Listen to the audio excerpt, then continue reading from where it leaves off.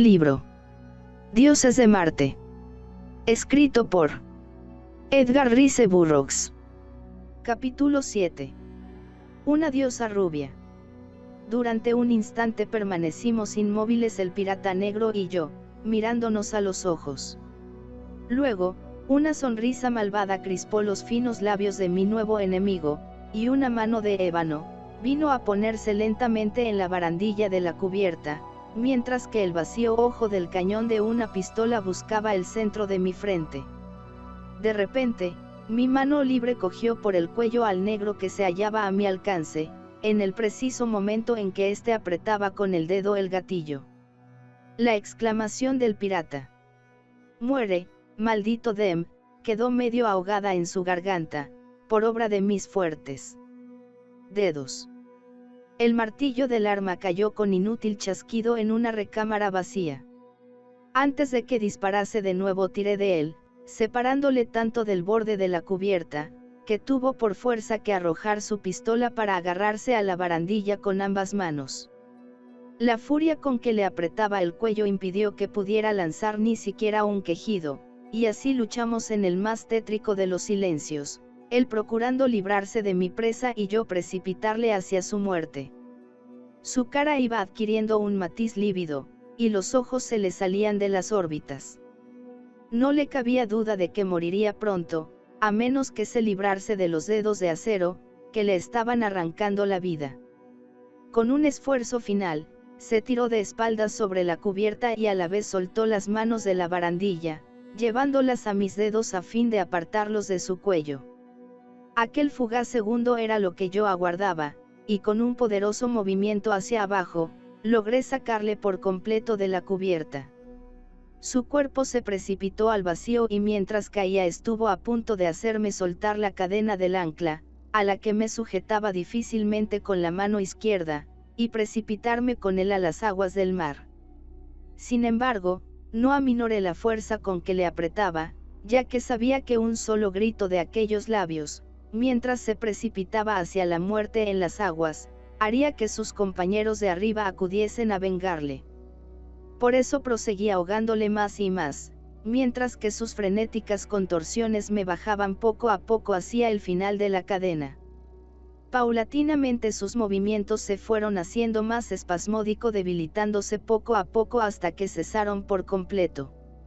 Entonces aflojé mi presa y en un minuto desapareció, devorado por las negras sombras que había a nuestros pies. Una vez más subí a la barandilla de la nave. Esta vez conseguí poner los ojos al nivel de la cubierta, desde donde podría echar una rápida ojeada a las condiciones que a continuación debería enfrentarme. La luna más próxima se había ya puesto en el horizonte, pero el claro resplandor del otro satélite bañaba la cubierta del crucero, destacando con marcado relieve los cuerpos de 6 u 8 hombres sumidos en un pesado sueño. Junto a la base de un cañón de tiro rápido estaba firmemente atada una bella muchacha blanca. Sus ojos estaban completamente abiertos en una expresión de terror por lo que habría de sucederle y me miró con fijeza en cuanto aparecí ante su vista sobre la superficie de la cubierta. Un indecible alivio llenó instantáneamente sus ojos al observar la mística joya que refulgía en el centro de mi robada corona. Pero no habló, y en vez de ello sus ojos me señalaron a las dormidas figuras que la rodeaban. Gané la cubierta en silencio. La muchacha me indicó con un gesto que me acercara, y cuando me incliné hacia ella me pidió voz baja que la soltase. «Puedo ayudarte», dijo, «y necesitaréis toda la ayuda posible en cuanto se despierten». «Algunos de ellos despertarán en Corus», repuse sonriendo. La rubia comprendió el significado de mis palabras, y la crueldad de la sonrisa con que me contestó me dejó aterrorizado.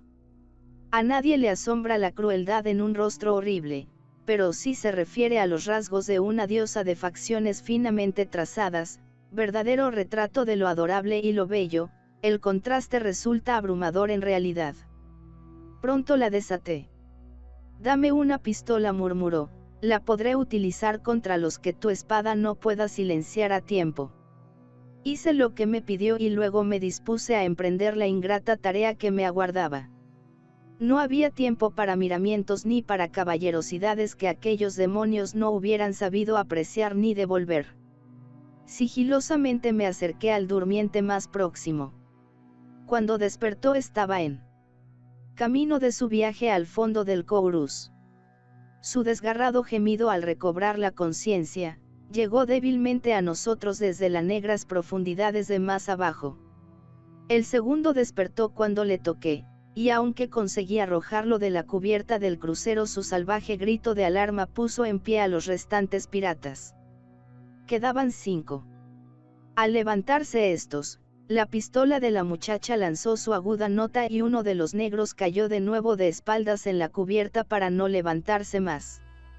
Los otros se precipitaron sobre mí como locos blandiendo las espadas. La chica no se atrevía a disparar, evidentemente por miedo a herirme, pero la vi deslizarse silenciosamente cual si fuera un felino hacia el flanco de mis atacantes, que solo se ocupaban de mí.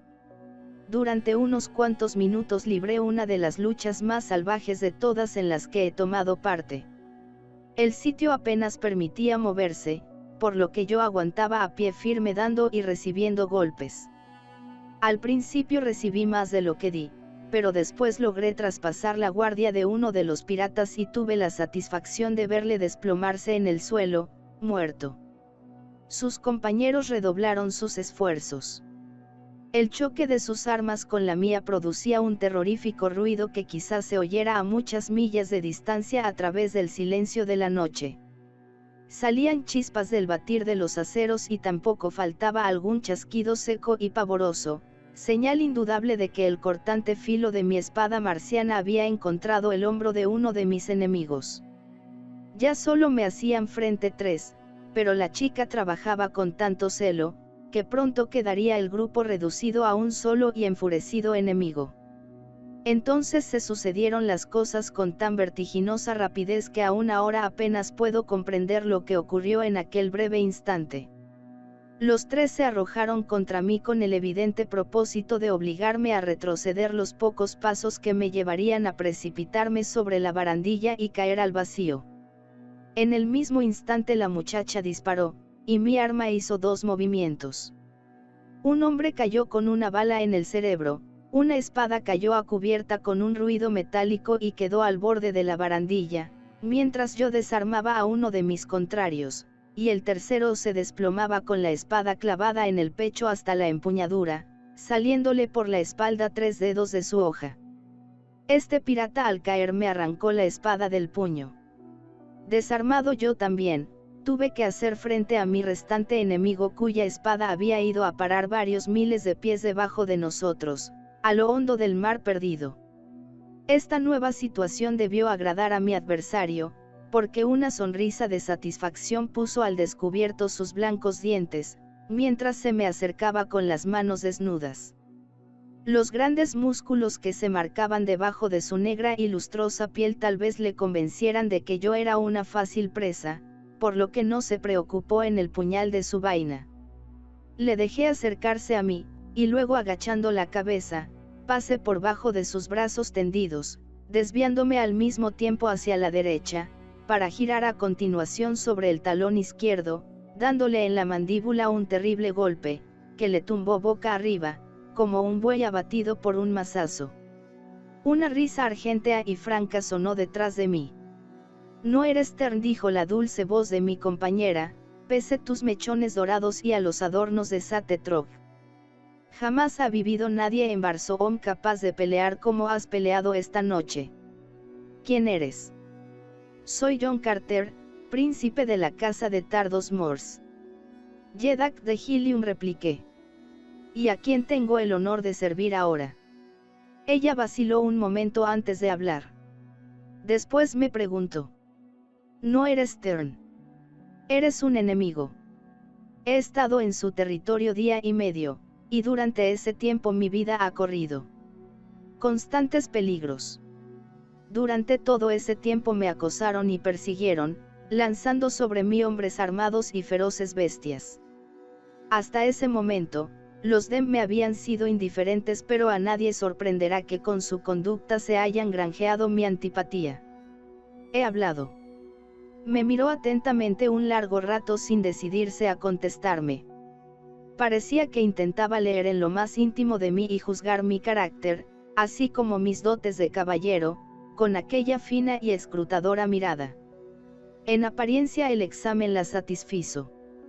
Soy Paidor, hija de Matais Chang, sagrado ecador de los sagrados Dem, padre de los Tern, señor de la vida y la muerte en Barsoom, hermano de Isius, príncipe de la vida eterna.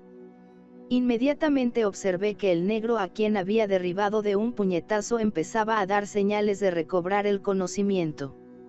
Me puse junto a él y quitándole sus correajes le até las manos a la espalda, le amarré los pies y le sujeté firmemente a la cureña de un pesado cañón. ¿Por qué no lo haces de una manera más simple?, preguntó Paidor. ¿Cómo que una manera más simple?, contesté. No te entiendo. Con un ligero encogimiento de sus preciosos hombros, la joven hizo un gesto con las manos indicando el acto de tirar a alguien por la borda. No soy un asesino, dije. Solo mato en defensa propia. Entonces ella frunció el ceño y movió la cabeza. Indudablemente, no me entendía. Bueno, tampoco mi amada de Hattoris hubiera sido capaz de comprender la que habría estimado peligrosa y desatinada conducta con un adversario de tan peligroso. En Barsoom ni se da ni se pide cuartel y cada cadáver significa un alivio dentro de los menguados recursos del moribundo planeta para repartirlos entre los que le sobreviven. Pero había, sin duda, una sutil diferencia entre el modo como la doncella contemplaba la destrucción de un contrario y el pesar, realmente sincero, de mi joven princesa ante una exigencia ineludible en toda guerra. Pienso que Paidor echaba de menos el estremecimiento que el espectáculo la habría proporcionado, y no que la extrañase mi decisión perdonando la vida a un enemigo de los suyos. El hombre se hallaba ya en la plena posesión de sus facultades y nos miraba atentamente desde el sitio de la cubierta donde estaba atado. Era un muchacho guapo, apuesto y vigoroso, de rostro inteligente y de facciones tan exquisitamente modeladas que el mismo Adonis las hubiera envidiado.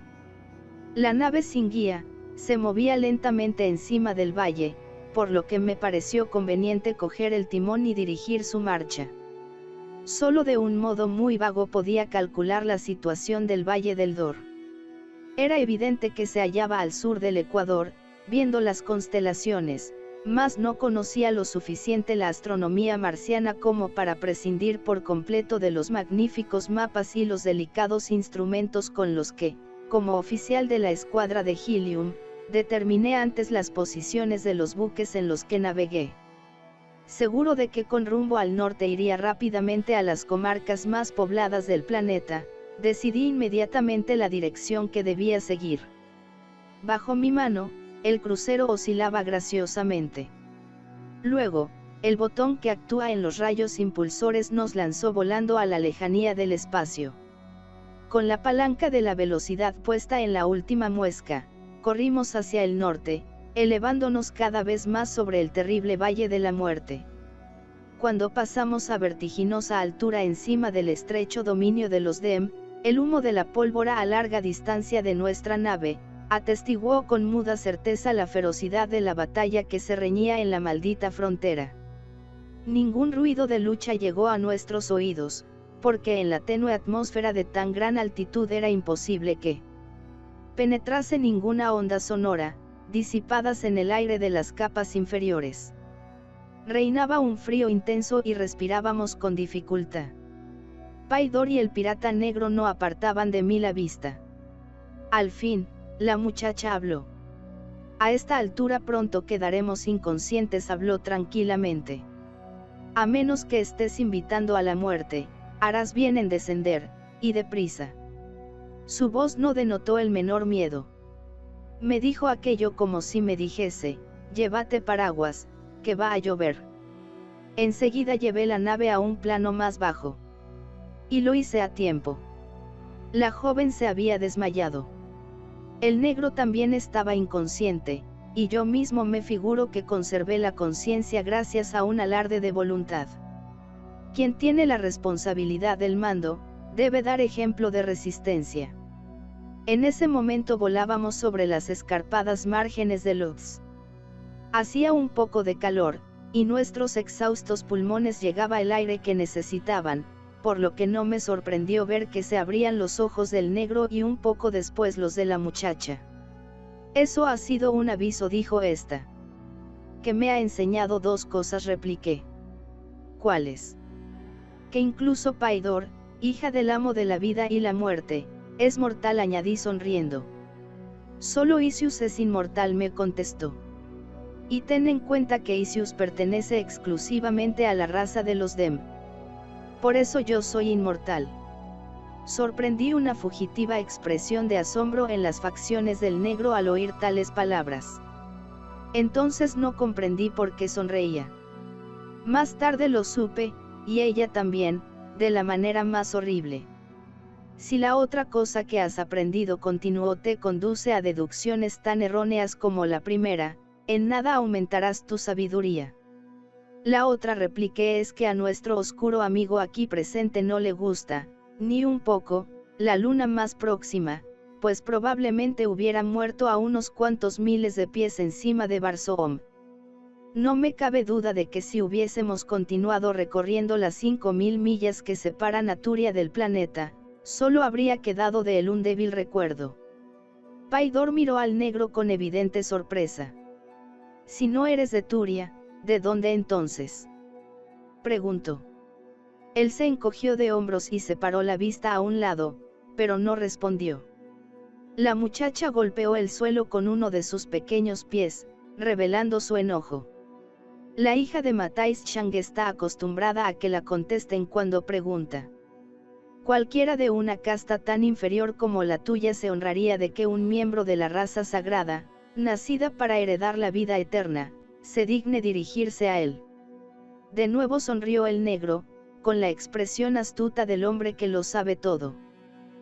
Sodar, dator del primer nacido de Barsoom, está acostumbrado a mandar y no a obedecer, repuso el pirata negro. Y luego, encarándose conmigo. ¿Cuáles son tus intenciones respecto a mí? Pienso llevaros a los dos a Elium, dije. Nadie os maltratará. Allí encontraréis a los hombres rojos, raza bondadosa y magnánima, que si me escucha no volverá a hacer peregrinaciones río Aieses abajo y renunciará a la disparatada creencia con que ha venido ilusionándose siglos y siglos, rompiéndola en 1000 pedazos. ¿Eres de Helium?, interrogó. Soy un príncipe de la casa de Tardos Mors, Yedak de Helium, repuse, pero no soy de Barsoom. Soy de otro mundo. Sodar me miró atentamente durante unos segundos. Bien puedo creer que no eres de Barsoom, dijo al fin. Nadie de ese país hubiera sido capaz de matar, sin armas, a 8 primeros nacidos. Pero ¿cómo es que tienes el pelo dorado y que usas la enjollada corona de un sagrado Dem? Y recalcó la palabra sagrado con matiz de ironía. Ya no me acordaba, contesté. Son el botín de mi conquista. Con brusco movimiento me quité el de mi cabeza. Cuando los ojos del negro se fijaron en mi pelo oscuro, cortado al rape, se abrieron de par en par de puro asombro. Indudablemente, esperaba que yo le hubiera mostrado la cabeza pelada de un Dem. Sí, eres de otro mundo, exclamó con cierto temblor en la voz. Bien puede el propio Sodar reconocer en tal caso tu valor y coraje, puesto que posees la tez de un Tern, el pelo negro de un primer nacido y los músculos del más fuerte de los Dator. Otra cosa sería si fuerais un barsomiano maldito, agregó. Ya sabes más que yo, amigo mío, le interrumpí. Sé que te llamas Sodar, pero no sé qué quiere decir el primer nacido, ni qué significa eso de Dator, ni por qué, si fueras vencido por uno de Barsoom, te negarías a reconocerlo. Los primeros nacidos de Barsoom, me explicó, son la raza de los negros, de la que soy Dator, o, como diría un miserable barsomiano, príncipe. Mi raza es la más antigua del planeta. Nuestro linaje arranca directamente, y sin interrupción, del árbol de la vida, que floreció en el centro del Valle de Dor hace 23 millones de años. Durante incontables periodos, el fruto del árbol soportó los cambios normales de la evolución, pasando por grados de vida vegetal exclusivamente, a la combinación de planta y animal. En las primeras fases, el fruto del árbol poseía solo el poder de la acción muscular independiente, mientras que el tallo permanecía unido a la planta paterna, hasta que más tarde se desarrolló en el fruto un cerebro, de suerte que, aunque colgando todavía al final de sus largos tallos, pensaban y se movían como seres independientes. Luego, con el desarrollo de las percepciones, vino la comparación de ellas, se estimuló la inteligencia y por consecuencia, nacieron en los de Barsoom la razón y la facultad razonadora. Pasó el tiempo. Vinieron al árbol de la vida y se fueron de él numerosas formas de vida, todas ligadas a la planta paterna por tallos de variadas longitudes. Al fin, el fruto del árbol consistió en diminutos hombres planta, tales como los que ahora hay reproducidos a mayor tamaño en el Valle del Dor, pero que aún colgaban de las ramas y los nudos del árbol por tallos que les crecían lo alto de las cabezas. Las yemas de las que florecían los hombres plantas se parecían a grandes nueces, de 1 pie de diámetro, divididas por una doble pared, en 4 partes. En una crecían los hombres planta, en otra, un gusano de 16 patas, en la tercera, el progenitor del mono blanco, y en la cuarta, el primitivo hombre negro de Barsoom. Cuando el capullo floreció, los hombres plantas siguieron colgando del extremo de sus tallos, y las otras 3 porciones cayeron al suelo, donde los esfuerzos de sus encerrados ocupantes para escaparse los enviaron disparados en distintas direcciones. Mientras pasaba el tiempo, todo Barsoom se cubrió de esos encarcelados seres, que en el curso de incontables edades vivieron penosamente dentro de sus duros cascarones, brincando y saltando por el vasto planeta o precipitándose en los mares, ríos y lagos, sin dejar de extenderse por la superficie entera del Nuevo Mundo. Innumerables miles de millones de ellos perecieron antes de que el primer hombre negro rompiera los muros de su prisión para ver la luz del día.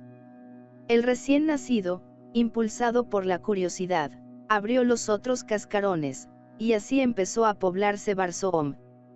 La pureza de sangre del primer negro permaneció incólume, sin mezclarse con la de otras criaturas, y de esa raza inmaculada soy miembro, pero del gusano de 16, del primitivo hombre mono y del negro renegado, surgieron en Barsoom otras formas de la vida animal.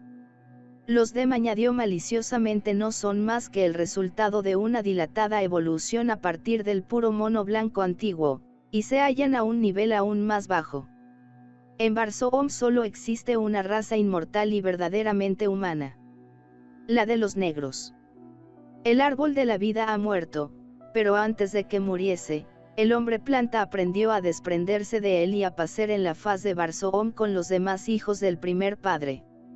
Ahora su bisexualidad les permite reproducirse a modo de las verdaderas plantas, pues de otra manera hubieran, progresando muy poco durante las edades de su historia. Sus actos y movimientos son principalmente cuestión de instinto y no están inspirados, en lo que a inteligencia se refiere, por la razón, dado que el cerebro de un hombre planta apenas es mayor que la punta de nuestro dedo meñique. Viven de vegetales y de la sangre de los animales, y su cerebro casi no basta para dirigir sus movimientos en busca de alimento y trasladar las sensaciones nutritivas que les llegan desde los ojos y los oídos. No tienen instinto de conservación, por lo que, como desconocen el peligro, lo afrontan sin el menor temor. Por eso son en el combate tan terribles enemigos. Me chocó que el orgulloso negro se molestara tanto en hacer saber a sus enemigos del génesis de la vida barsomiana. Parecía que aquella era una ocasión sumamente inoportuna para que un miembro tan arrogante de una raza tan altiva se dedicara a conversar con quien le había apresado, sobre todo teniendo en cuenta que el negro seguía firmemente atado a la cureña del cañón. Sin embargo, bastó una fracción de segundo, en la que le sorprendí echando una mirada de soslayo a mi espalda, para explicarme el motivo que le inducía a distraerme con su verdaderamente interesante relato. Se hallaba algo delante del sitio donde yo manejaba las palancas, de manera que daba frente a la popa del buque mientras se dirigía a mí. Fue al final de su descripción de los hombres planta cuando le sorprendí mirando fugazmente algo, cosa que debía encontrarse a mi espalda. Me amenazaba un grave peligro. No podía equivocarme en vista del resplandor de alegría triunfal que iluminó un instante sus negras pupilas. Un momento antes había disminuido la velocidad, ya que habíamos dejado muchas millas atrás el tétrico valle de Dor, y me sentía relativamente en salvo. Volví la cabeza con aprensión hacia el sitio del que veníamos y lo que vi mató la recién nacida ilusión de libertad que hasta entonces había alimentado. Un gran acorazado surgía silencioso, y con las luces apagadas, de la tenebrosa oscuridad nocturna, a popa de nuestra nave y a muy corta distancia. Capítulo 8. Los abismos de Omeán. Entonces comprendí por qué el pirata negro me había estado entreteniendo con su extraño cuento. Durante millas había estado presintiendo la proximidad del socorro, y de no ser por aquella mirada a hurtadillas echada por el parlanchín al acorazado, este nos hubiera abordado al cabo de un momento, y la tripulación, que a bordo suyo sin duda se ponía las armaduras en aquel instante, habría caído desde la quilla de la nave sobre nuestra cubierta, haciendo que mi esperanza de fuga sufriese un imprevisto y total eclipse. Yo era muy diestro en materias aéreas para no realizar enseguida la única maniobra adecuada, así que simultáneamente paré las máquinas y dejé que la nave se precipitara hacia tierra de manera suicida un centenar de pies. Vi encima de mi cabeza las vacilantes formas de los tripulantes del acorazado cuando éste pasó sobre nosotros. Luego me elevé en ángulo recto, poniendo mi palanca de velocidad en la última muesca. Como el dardo de una ballesta mi espléndida embarcación salió disparada, con su espolón de acero enfilado a los zumbantes propulsores del gigante que nos dominaba. Bastaba con que consiguiera tocarle en su enorme mole para estropearle durante unas horas, haciéndonos de nuevo posible la huida. En ese mismo instante, el sol apareció en el horizonte, descubriendo un centenar de rostros negros y hoscos que nos observaban desde la proa del buque enemigo. Al divisarnos, un grito de rabia salió de aquel centenar de gargantas. Aunque quisieron evitarlo con voces de mando dadas apresuradamente, ya era demasiado tarde para salvar los gigantescos propulsores, a los que embestimos con violencia. Coincidiendo con el retroceso del choque di marcha atrás, pero la proa de mi nave se quedó enganchada al agujero que hizo en la popa del acorazado. Solo permaneció un segundo allí antes de desprenderse, pero ese segundo bastó para que invadiese mi cubierta un enjambre de demonios negros. No hubo lucha por la sencilla razón de que me faltó sitio para combatir. Fuimos sencillamente arrollados por su número. Después, cuando las espadas de los negros me amenazaban, una orden de Sodar detuvo las manos de sus compañeros. Atadlo, dijo, pero no le hagáis daño. Varios de los piratas habían soltado ya a Sodar, quien personalmente se ocupaba en desarmarme y ver si estaba fuertemente atado. Finalmente pensó que mis ligaduras eran sólidas. Lo hubieran sido si yo hubiese sido marciano, pero tuve que sonreír ante la fragilidad de las cuerdas con que me habían atado las muñecas. Cuando llegase el momento podría desprenderme de ellas como si fuesen hilos de algodón. Ataron también a la muchacha, y luego nos amarraron uno al otro. Mientras, pusieron nuestra embarcación junto al costado de su averiado buque, y pronto fuimos trasladados a la cubierta de este último. Casi 1 millar de negros tripulaban aquella máquina de destrucción.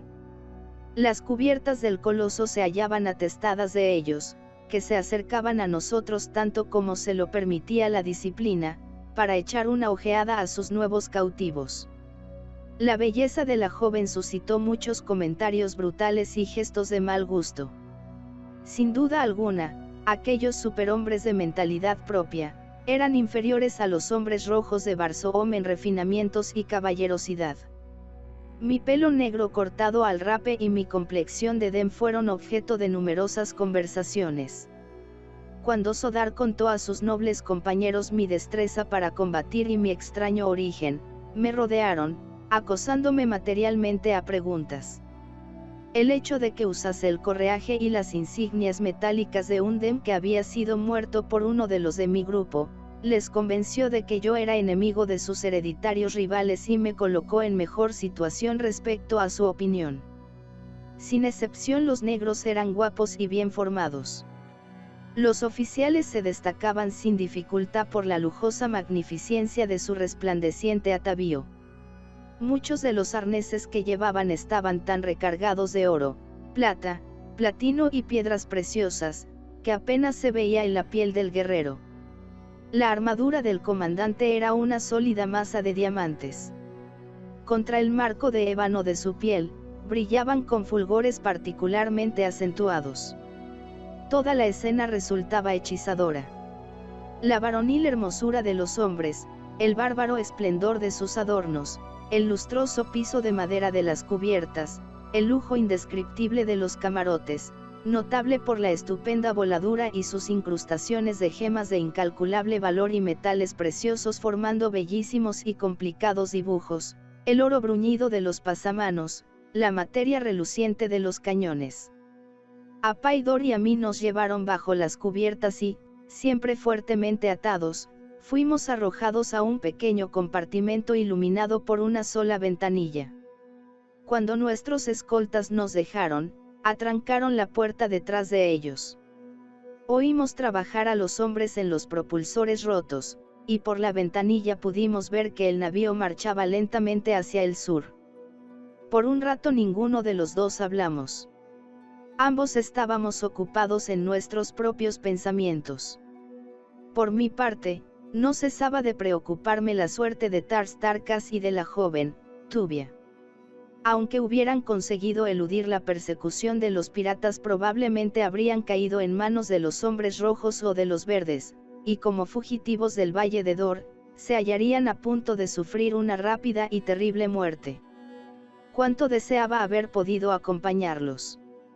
Me parecía que solo yo era capaz de borrar de los inteligentes hombres rojos de Barsoom el maldito prejuicio que, por una superstición insana y despiadada, tenía en ellos tan hondo arraigo. Tardos Mors me hubiera creído. No me cabía duda, ni tampoco que obedecería a sus convicciones, pues así me lo aseguraba el conocimiento de su carácter. Deja Toris también me habría creído. No me cabía la menor duda. Además, contaba con 1 millar de guerreros rojos y verdes, todos amigos míos, que afrontarían resueltos la condenación eterna con alegría, a fin de salvarme. Como Tars Tarkas, irían donde yo les llevase. El único riesgo consistía en que, en caso de que pudiera escaparme de los piratas negros, no debía caer en las manos de hombres rojos o verdes enemigos. Eso supondría mi muerte segura. En aquel momento de poco valía inquietarme por tal cosa, puesto que la probabilidad de mi fuga era extraordinariamente remota. La muchacha y yo estábamos atados juntos con una cuerda que solo nos permitía movernos hasta 3 o 4 pies uno de otro. Cuando entramos en el compartimento, los dos nos sentamos en un banquillo delante del ojo de buey del camarote. En el cuarto no había más muebles que el banco, hecho de madera de sorapo. El suelo, el techo y las paredes eran de aluminio carborundum, composición ligera e impenetrable, ampliamente utilizada en la construcción de naves de combate marcianas.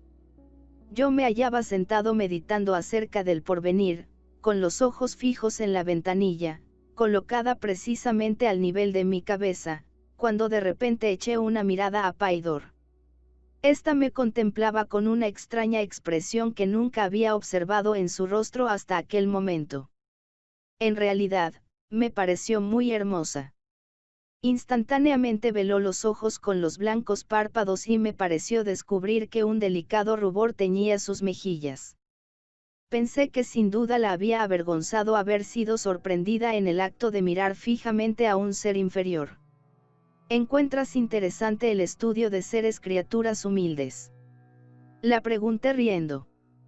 Paidor me miró de nuevo y me dijo con tono jovial pero que revelaba nerviosismo: mucho. Especialmente cuando tienen un buen perfil. Yo debería haberme sonrojado, pero no fue así, comprendiendo que quería burlarse de mí y admiré la entereza de un corazón que conservaba las ganas de bromear camino de la muerte. De manera que unía su risa a la mía. ¿Sabes a dónde vamos?, me interrogó. A resolver el misterio del eterno más allá, supongo, repuse. A mí me aguarda una suerte peor que esa, añadió ella estremeciéndose un tanto. ¿Qué quieres decir? Solo puedo adivinarlo, me contestó, pero ninguna doncella de cuantos millones de ellas han sido raptadas por los piratas negros en el curso de las edades, ha vuelto a nuestros dominios para narrar sus experiencias entre esa gente. El que nunca hagan prisionero a un hombre lleva a la creencia de que la suerte de las muchachas que raptan es peor aún que la muerte. Y no será un justo castigo. Exclamé sin poder contenerme. ¿De qué? ¿Acaso los dem se portan de otro modo con los infelices que emprenden voluntariamente la peregrinación río del misterio? ¿No fue tu vida durante 15 una esclava y un juguete? Entonces, ¿por qué te quejas y te parece injusto sufrir lo que por vuestra culpa otros han sufrido? No me entiendes, replicó ella. Nosotros, los dem, somos de una raza sagrada. Para una criatura inferior constituye un gran honor servimos. Si a veces nos salvásemos a unos cuantos de la clase inferior que estúpidamente baja flotando por un río desconocido hacia un fin no menos ignorado, todos serían presa de los hombres planta y de los monos.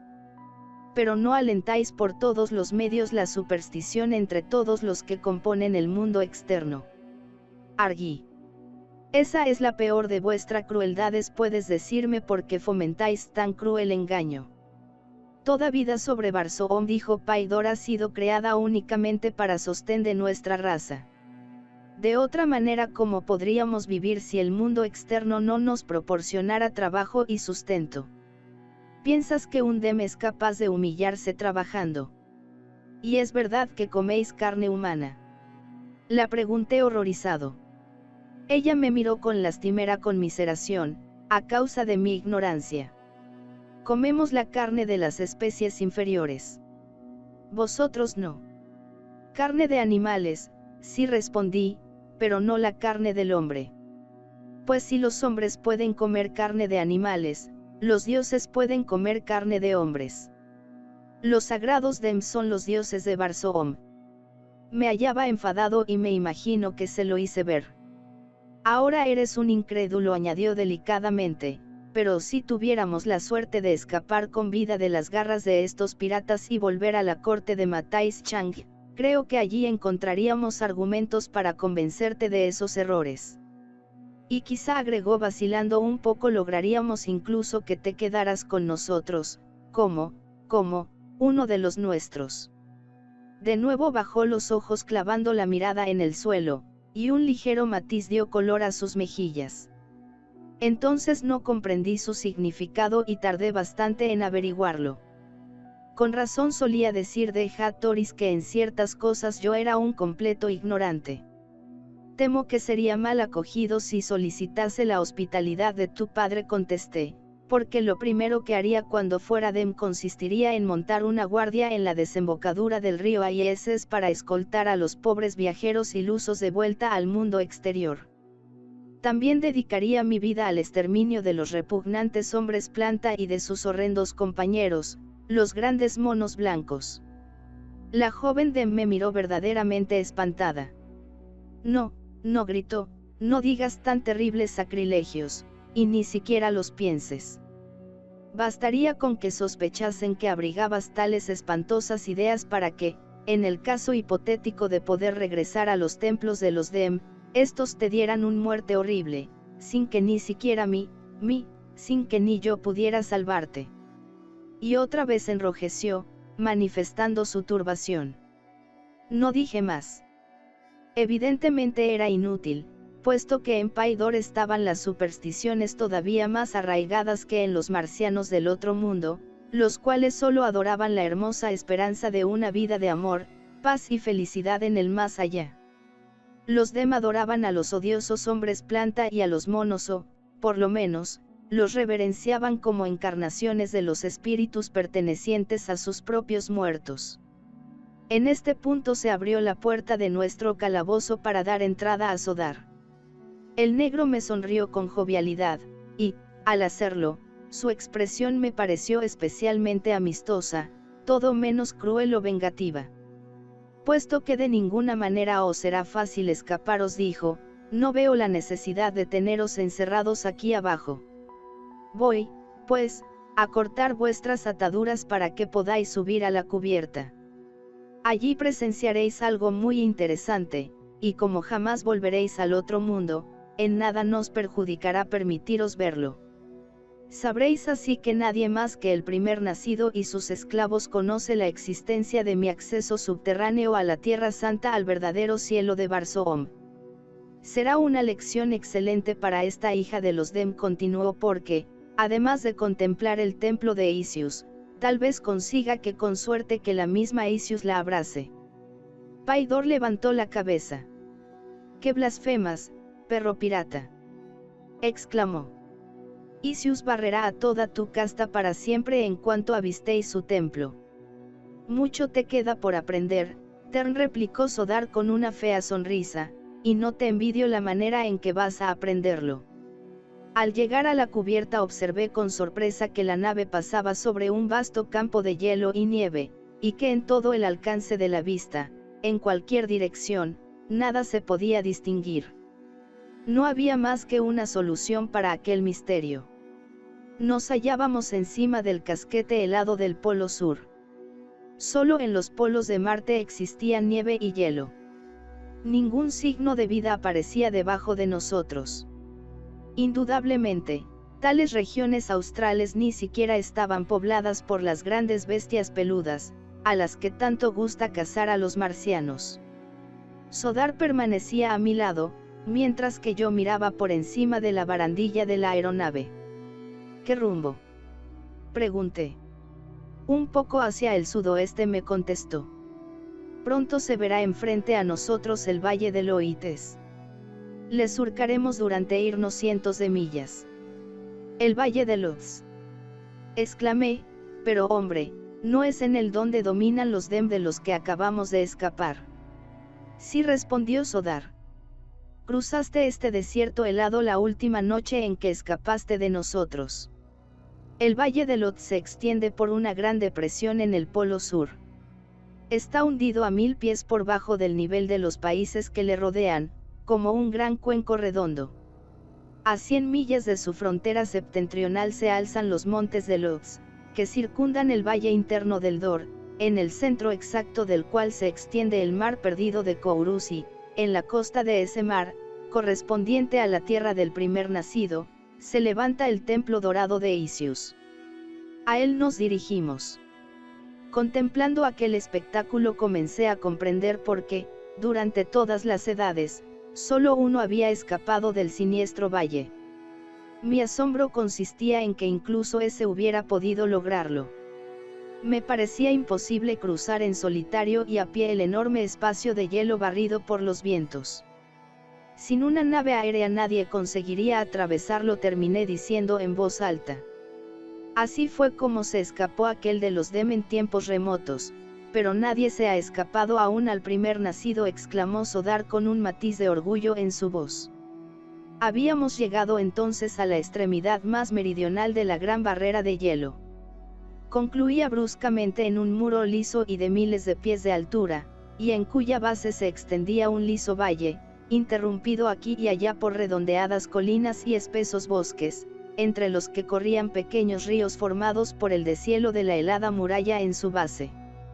Enseguida pasamos a gran distancia sobre lo que parecía ser un profundo cañón que, partiendo del muro de hielo del norte, cruzaba el valle hasta donde nos alcanzaba la vista.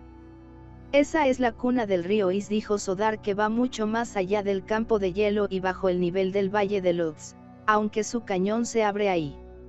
En aquel momento divisé algo que me pareció una aldea y que señalé a Sodar, preguntándole qué era. Es un poblado de almas perdidas, me contestó riendo. La faja entre la barrera helada y las montañas se considera terreno neutral. Algunos desisten de su voluntaria peregrinación a Ieses abajo, y escalando las tremendas escarpas de su cañón, de ese que está allí en el fondo, se detienen en el valle. Además, de cuando en cuando se les escapa a los dem algún esclavo que se establece en el mismo sitio. Ellos no intentan recobrarle, porque nadie puede salir de este valle interno y porque, en realidad, temen demasiado la vigilancia de los cruceros del primer nacido para arriesgarse a abandonar sus propios dominios.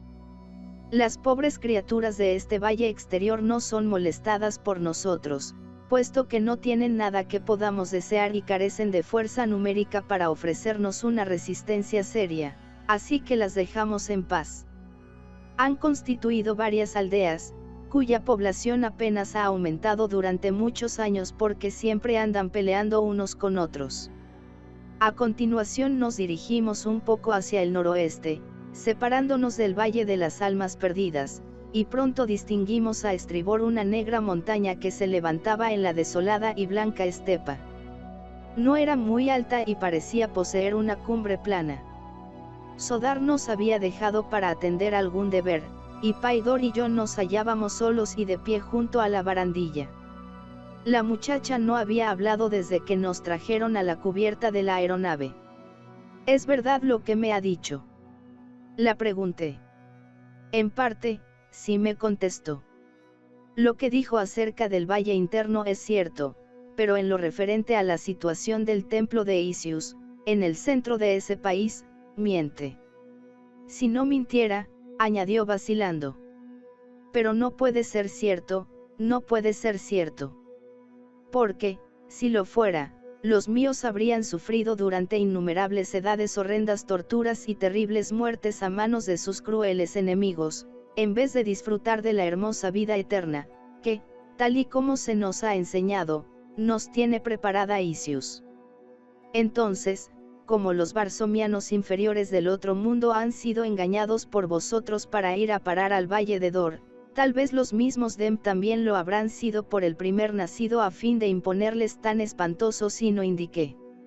Sería un castigo horrible y despiadado, Paidor, pero justo. No puedo creerlo, dijo ella.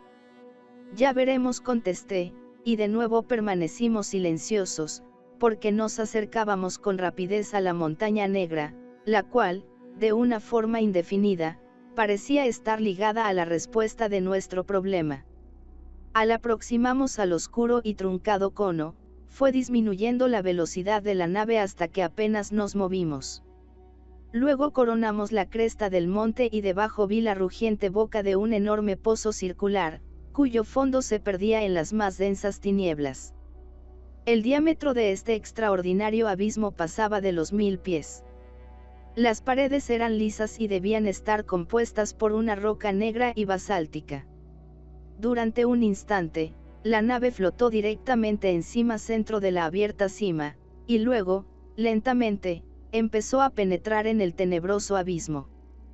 Poco a poco fue descendiendo, hasta que, envuelta por completo en sombras, se desvanecieron sus luces, y en el tenue halo de su propio resplandor, el monstruoso acorazado bajó cada vez más hacia lo que parecían ser las verdaderas entrañas de Barsoom. Cerca de media hora estuvimos descendiendo, y luego el pozo terminó abruptamente en la bóveda de un increíble mundo subterráneo. A nuestros pies se encrespaban y aquietaban las olas de un mar enterrado.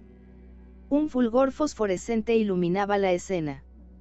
Millares de buques punteaban la superficie de ese océano. Aquí y allá surgían pequeñas islas, sostenes de la vegetación extraña e incolora de aquella región espectral. Despacio y con majestuosa gracia, el acorazado cayó hasta posarse en el agua. Sus grandes impulsores habían sido quitados y guardados durante la bajada por el pozo y sustituidos por pequeños y poderosos motores acuáticos. Al comenzar estos a funcionar, el buque emprendió de nuevo su viaje, surcando el nuevo elemento con la misma decisión y seguridad que si estuviera en el aire. Paidor y yo no salíamos de nuestro asombro. Ni ella ni yo habíamos nunca oído Hablar de semejante mundo, situado debajo de la superficie de Barsoom. Casi todos los buques que vimos eran de guerra, había algunas barcazas y transportes ligeros, pero no había barcos mercantes, tales como los que se desplazan de puerto a puerto a través de la capa de aire superior, allá en el mundo externo. Este es el puerto de la marina de los primeros nacidos, dijo una voz a nuestras espaldas, y girándonos vimos a Sodar, que nos contemplaba, sonriendo divertido. Este mar, añadió, es mayor que el de Kourus y recibe las aguas de los mares menores que hay encima de él. Para evitar que se llene sobre cierto nivel, disponemos de 4 grandes instalaciones con bombas que llevan el agua sobrante a unos depósitos construidos al norte y muy lejos de aquí, de los que los hombres rojos sacan las aguas con que riegan sus granjas. Aquella explicación trajo a mi mente nuevas luces. Los rojos siempre habían considerado un milagro el hecho de que de tarde en tarde brotasen de las sólidas y rocosas paredes de sus depósitos grandes columnas de agua que aumentaban la provisión del precioso líquido, tan escaso en el mundo marciano externo. Jamás habían sido capaces sus intelectuales de averiguar la causa secreta de aquel enorme volumen de agua, y en el curso del tiempo se habituaron sencillamente a aceptar el hecho por sí mismo, cesando de preguntarse por su origen. Pasamos varias islas en las que había unos edificios raros, de forma circular, en apariencia sin tejados, perforados a la mitad de la distancia del suelo a su parte superior con unas ventanas pequeñas, dotadas de fuertes barrotes. Servían para vigilar desde ellos las prisiones, que también estaban custodiadas por guardias armados, guarecidos en garitas situadas en la parte de afuera o que patrullaban a lo largo de las líneas costeras. Algunas de esos islotes tenían un acre de extensión, pero no tardamos en divisar frente a nosotros uno mucho mayor. Este resultó ser nuestro destino, porque el acorazado se dirigió velozmente a su abrupta costa. Sodar nos hizo una seña para que le siguiéramos, y con media docena de oficiales y marineros abandonamos el buque de guerra, para aproximarnos a una enorme estructura oval, que se alzaba a 200 yardas de la costa. Pronto verás a Isius, dijo Sodar a Paidor. Los escasos prisioneros que cogemos les son presentados. En ocasiones elige esclavas de entre las cautivas para completar las filas de sus doncellas. Nadie sirve a Isius más de un año, manifestó el guerrero negro, dibujando en sus labios una lúgubre sonrisa que prestaba un cruel y siniestro significado a una frase tan vulgar. Paidor, aunque resistiéndose a creer que Isius estuviera relacionada con los piratas, comenzó a sentir dudas y temores y se pegó a mí, no pareciendo ya la altiva hija del Señor de la vida y la muerte en Barsoom, sino una niña amedrentada en poder de sus implacables enemigos. El edificio donde acabábamos de entrar carecía por completo de techumbre. En su centro había un gran estanque de agua, colocado debajo del nivel del suelo, a modo de una amplia piscina para la natación. Cerca de uno de los lados del estanque flotaba un objeto extraño y negro. En ese momento no pude averiguar si se trataba de un monstruo propio de aquellas aguas estancadas o de una extraña balsa. Sin embargo, pronto lo supimos, porque llegamos al borde del estanque directamente encima del extraño objeto, y entonces Sodar gritó unas breves palabras en un idioma desconocido. Inmediatamente se abrió en el objeto la tapa de una escotilla y un marinero negro surgió de las entrañas de la extraña nave. Sodar se dirigió al marinero. Transmite a tu oficial, dijo, las órdenes del Dator Sodar. Dile que el Dator Sodar, con gente de sus oficiales y marinería, escolta a 2 prisioneros, que serán trasladados a los jardines de Isius, detrás del templo dorado. Bendita sea la cáscara de vuestro primer antepasado, noble Dator, replicó el hombre. Se hará como disponéis. Y levantando ambas manos, con las palmas hacia afuera sobre su cabeza, que es el saludo común a todas las razas de Barsoom, el negro volvió a desaparecer en el vientre de su nave. Al cabo de un momento, apareció en la cubierta un oficial lujosamente uniformado, que lucía las insignias de su graduación, y dio la bienvenida a Sodar, invitándonos después a entrar en el buque. El camarote al que nos llevaron se extendía por completo a todo lo largo del barco, tenía ventanillas a los dos lados debajo de la línea de flotación. Poco después de hallarnos a bordo de la nave oímos unas voces de mando, y de acuerdo con ellas, cerraron y aseguraron la escotilla y empezó a vibrar la nave con el rítmico murmullo de su maquinaria. ¿A dónde iremos en esta bañera?, preguntó Paidor. Hacia arriba, no respondí, porque he notado que aunque al edificio le falta el techo, se halla cubierto con una tupida tela metálica. Entonces, ¿a dónde?, insistió la joven. Por la apariencia de la embarcación juzgaría que vamos a bajar, contesté. Paidor se estremeció.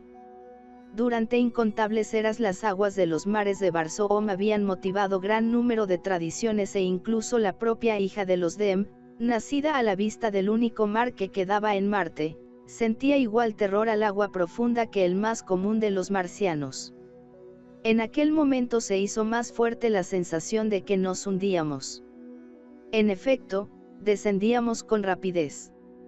Nos lo demostraba el ruido del agua al chocar contra los cristales de las ventanillas y los vertiginosos remolinos de la masa líquida entrevistos a la pálida luz que se filtraba por los ojos de buey. Paidor me decogió un brazo. «Sálvame», murmuró. «Sálvame, y te concederé todo lo que me pidas. Será tuyo cuanto está en poder de los sagrados Tern». Paidor balbuceó un poco y agregó en voz más baja: «Paidor te ama». Me dio pena la pobre niña y puse mi mano en la suya, que descansaba en mi brazo. Creo que mi conducta fue mal interpretada, pues ella, después de lanzar una mirada furtiva a la sala para convencerse de que estábamos solos, me echó los brazos al cuello y atrajo mi cara hacia la suya.